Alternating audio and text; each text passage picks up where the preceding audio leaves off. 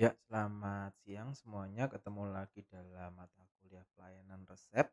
Hari ini kita akan membicarakan mengenai pembuatan atau pengembangan SOP atau Standard Operating Procedure di dalam pelayanan kefarmasian.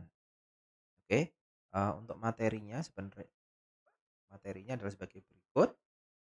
Sebenarnya apa sih itu SOP? Ya, SOP atau Standard Operating Procedure is a set of step-by-step instruction compiled by an organization to help worker carry out a routine operation. Jadi dalam standar operating procedure itu atau SOP itu merupakan suatu rangkaian langkah-langkah instruksi langkah-langkah yang dikompilasi oleh suatu organisasi yang membantu para pekerja untuk melakukan kegiatan secara rutin.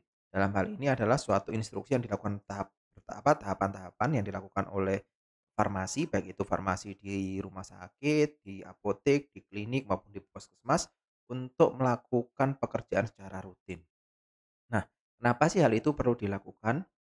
Nah, SOP itu diperlukan untuk apa? SOP itu diperlukan untuk memastikan kualitas dari pelayanan yang diberikan itu sesuai dengan standar. Sebagai contoh, kalau ada SOP di suatu minimarket, sebut saja misalkan Indomaret atau Alfamart, itu kan masih ada SOP-nya. Setiap ada pelanggan yang datang atau setiap pembeli yang datang itu selalu mengucapkan selamat datang seperti itu. Nah, itu ditujukan adalah untuk menjamin, untuk menjamin pelayanan yang diberikan itu sesuai dengan, sesuai dengan standar yang telah ditetapkan oleh suatu perusahaan. Nah, untuk, apotek di sini misalkan kita memberikan pelayanan, ada pasien datang beli, itu kan ada SOP-nya menanyakan namanya siapa, menanyakan, pasiennya usianya berapa, menanyakan keluhannya seperti apa, dan lain sebagainya. Tujuannya adalah untuk memastikan bahwa pelayanan yang diberikan itu bisa berjalan secara, eee, terstandar seperti itu. Nah, kemudian fungsi dari SOP itu sebenarnya adalah yang pertama adalah untuk fungsi konsistensi. Jadi konsisten pelayanan yang diberikan itu sesuai standar. Jadi kalaupun misalkan ada pergantian orang, itu tetap sama, konsisten pelayanan yang diberikan, seperti itu. Walaupun, ada pergantian-pergantian orang atau pergantian-pergantian karyawan, itu tetap memberikan, istilahnya memberikan memberikan, eee, pelayanan atau memberikan, pelayanan yang konsisten.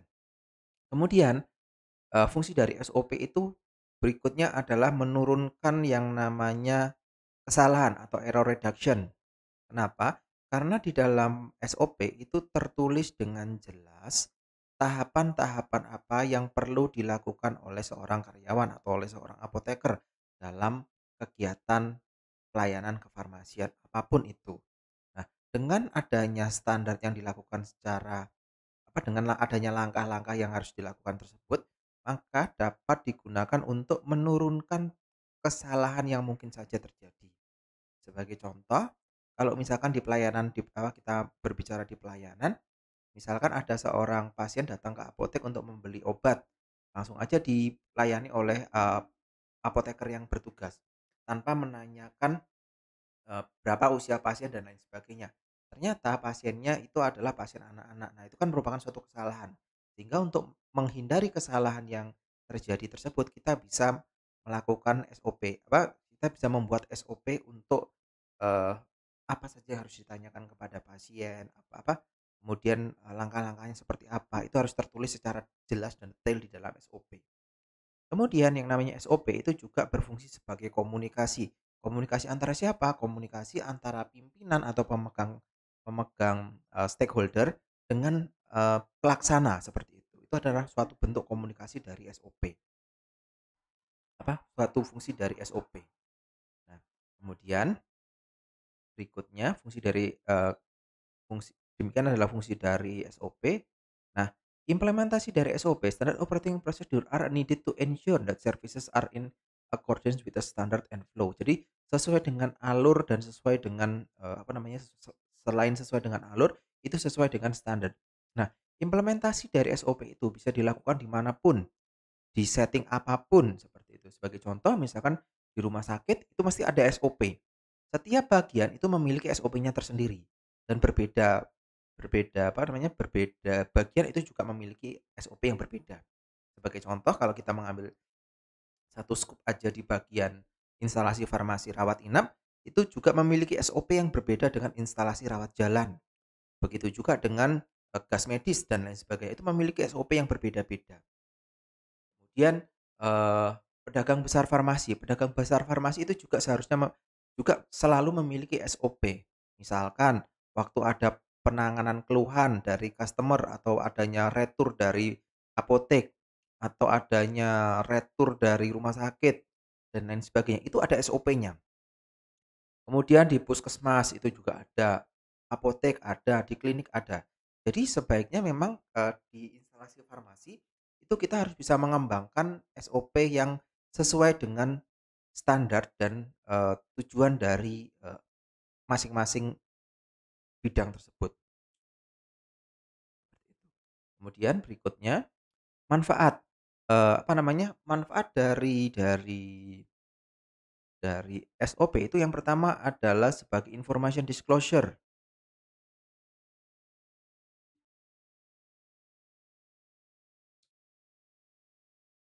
Information disclosure itu artinya adalah sebagai, apa namanya, pemberi informasi bagaimana, SOP yang berjalan di apa namanya,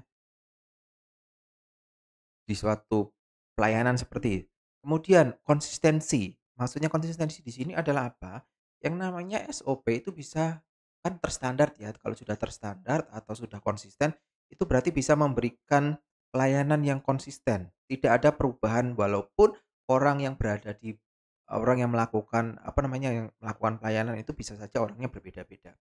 Kemudian terjadwal. Ya, terjadwal. Kenapa seperti itu? Jadi misalkan, untuk SOP pembersihan, apa namanya, SOP pembersihan ruangan, seperti itu. Untuk misalkan di pembersihan ruangan di pabrik misalkan, itu harus terjadwal seperti apa kita pembersihannya, jam berapa saja harus pembersihan dan lain sebagainya. Kemudian untuk SOP pembelian, misalkan kita melakukan pembelian setiap minggu. Nah, setiap hari apa saja kita harus melakukan, pembelian. Nah, itu kan juga harus harus terjadwal seperti itu. Kemudian berikutnya adalah, failure reduce, mengurangi apa namanya, mengurangi kesalahan. Jadi dengan kita mengacu pada SOP, itu bisa mengurangi kesalahan-kesalahan yang, tidak perlu dilakukan atau tidak perlu dilakukan seperti itu. Nah, kemudian ada lagi sebagai legal compliance. Maksudnya apa di sini legal compliance? Legal compliance di sini adalah sebagai dasar hukum bahwa kita telah melakukan, hal-hal yang kita lakukan seperti itu. Sebagai contoh misalkan seperti ini, eee, apabila ada seorang, pasien datang ke apotek kemudian dia membeli obat, kita kan mesti harus menanyakan kepada apa namanya, kepada pasien usia pasiennya berapa dan seterusnya dan seterusnya. Ternyata setelah kita menanyakan hal tersebut, pasien tersebut, apa namanya, tidak menggunakan sebagaimana mestinya dan kemudian akhirnya menjadi suatu sengketa atau menjadi suatu masalah dan kita bisa, menggunakan SOP tersebut sebagai dasar dari, pembelaan kita kalau misalkan ada sampai, apa namanya, gugatan di pengadilan. Bahwa kita telah melakukan, apa namanya, sesuai dengan SOP yang kita lakukan, seperti itu. Nah, itu bisa sebagai dasar hukum dari suatu kegiatan yang kita lakukan. Kemudian, manfaat dari SOP tersebut yang berikutnya adalah sebagai standar training. Maksudnya bagaimana? Dalam melakukan training baik itu pada karyawan baru dan lain sebagainya, kita harus mengacu pada SOP yang ada. Jadi, istilahnya berbagi pengalaman, kalau ada karyawan baru, itu sebaiknya memang harus dia membaca SOP tersebut, SOP terlebih dahulu. Nah, bagaimana SOP yang harus dilakukan, misalkan apa yang harus ditanyakan, kemudian cara berpakaiannya seperti apa, dan lain sebagainya dan lain sebagainya. Itu menjadi standar dari pelatihan karyawan baru. Kemudian berikutnya, kegunaan dari SOP tersebut adalah sebagai, meningkatkan dari job skill tersebut. Bagaimana meningkatkan, skill-nya dan lain sebagainya.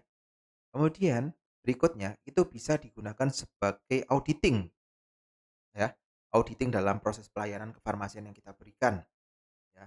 Kita bisa mengaudit apakah proses kita yang kita lakukan tersebut sudah tepat atau belum. Kalau misalkan udah belum tepat atau belum maksimal, kita bisa melakukan, apa namanya, improvement atau peningkatan dengan berdasarkan pada SOP yang ada tadi, seperti itu.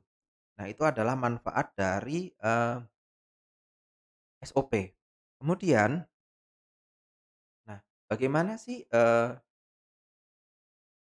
SOP itu harus dibuat dan siapa yang harus membuatnya? Nah, yang namanya SOP itu harus kita ngomong kalau di sini kita berbicara pada SOP di farmasi. Nah, yang namanya SOP di farmasi itu dibuat oleh yang namanya apoteker, ya, atau farmasis. Itu harus dibuat oleh farmasis atau apoteker. SOP apapun yang dalam bidang kefarmasian itu harus dibuat oleh apoteker atau sesuai dengan, keperluan. Misalkan, untuk SOP yang asisten apoteker atau seperti apa, atau yang di bawahnya itu juga sebaiknya memang yang harus membuat adalah apoteker seperti itu. Nah, kemudian apa saja sih SOP yang diperlukan untuk apotek, kemudian SOP untuk PBF, SOP untuk klinik dan lain sebagainya, itu harus berdasarkan kebutuhan, based on needs, ya, based on needs. Nah, kemudian setelah ditulis apa saja yang dibutuhkan, maka apoteker harus membuat secara rinci dan detail apa saja, yang harus muat dalam SOP tersebut. Langkah-langkahnya bagaimana, kemudian flow-nya bagaimana dan lain sebagainya, seperti itu. Nah, ini kalau misalkan ini adalah struktur-struktur dari suatu organisasi farmasi ya, misalkan dari sini ada farmasi, kemudian ada asisten apoteker dan lain sebagainya. Kemudian di sini ada staf, seperti itu. Dan farmasi itu harus bersifat, kebijakan itu harus bersifat top down. Jadi yang dari apoteker kemudian harus dipahami atau diseminasikan kepada staf-staf yang ada di dalam ruang lingkup, farmasi tersebut. Kalau misalkan di apotek harus dijelaskan kepada seluruh staf yang ada di apotek tersebut, seperti itu. Sehingga semua staf di sini, itu dia mengerti apa yang, dimaksud oleh SOP tersebut dan bagaimana, langkah-langkahnya harus dilakukan, seperti itu. Kemudian, berikutnya adalah komponen-komponen dari SOP. Nah, yang pertama adalah data, date, atau tanggal pembuatan. Tanggal pembuatannya itu SOP itu dibuat pada tanggal berapa.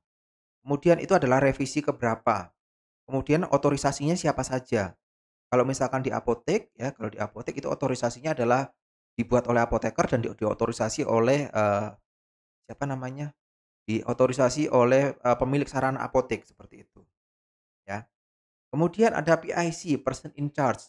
Siapa saja yang bertanggung jawab terhadap, terhadap, SOP tersebut, ya. Misalkan kalau PIC-nya itu adalah seorang asisten apoteker, ya maka harus dijelaskan PIC-nya siapa. Atau kalau misalkan staf umum, staf yang ada di apotek, maka harus dijelaskan PIC-nya siapa. Kemudian adalah, terkait dengan definisinya. Misalkan, SOP tentang apa, definisinya apa, kemudian, kenapa harus dilakukan. Nah, kemudian itu adalah tujuan, purpose. Tujuan dari SOP itu dibuat buat apa, kenapa, dan seterusnya dan seterusnya. Kemudian komponen berikutnya di dalam SOP adalah prosedur in detail.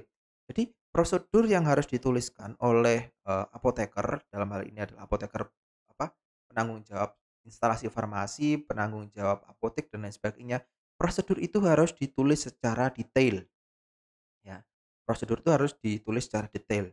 Kemudian kalau misalkan suatu saat setelah diimplementasikan itu ada revisi, maka di sini pun juga harus berubah. Ya, antara date and revision itu harus berubah, kemudian otorisasinya juga harus berubah dan lain sebagainya.